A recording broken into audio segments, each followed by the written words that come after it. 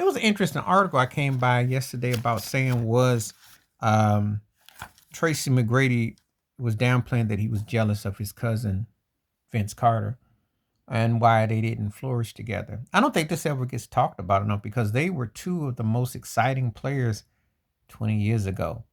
And you wonder if there was any tension. I mean, obviously T Mac got to Orlando and then he became something else. And then of course with Houston and stuff.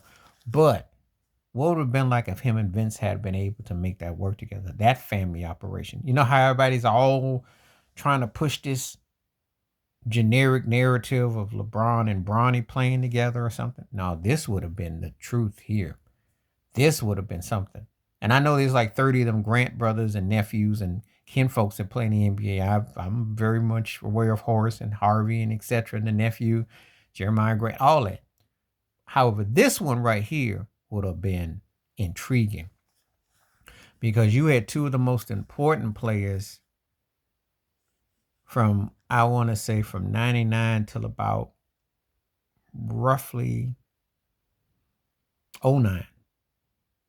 And they were, it was like, why one of them didn't get, I mean, T Mac got to the finals on the bench with the Spurs, but he was long in the tooth and that was way past his prime and his peak. But how come neither one of these guys didn't get to that next level? And then the debates of who was better than the other. But then you wonder, was there a rivalry? And I know T Mac had to be kind of like, had to get out of Toronto to be in, because Vince sanity was real. I tell all the time, 99 to about '02, yeah, Vince was something else. That Air Canada thing was real. I mean, he was must-see TV. He had that window, and it was real.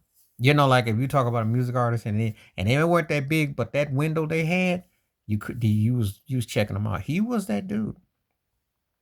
So it's interesting that was there a rivalry and why they didn't flourish together and what would have happened if they had? Do you think they could have been a dynamic duo? Do you think they could have been a serious contender in the East?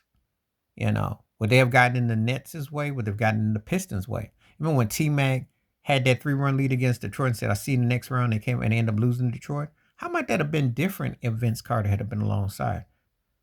Because if you want to be honest, Vince had more success in the postseason than T-Mac did, especially at that time.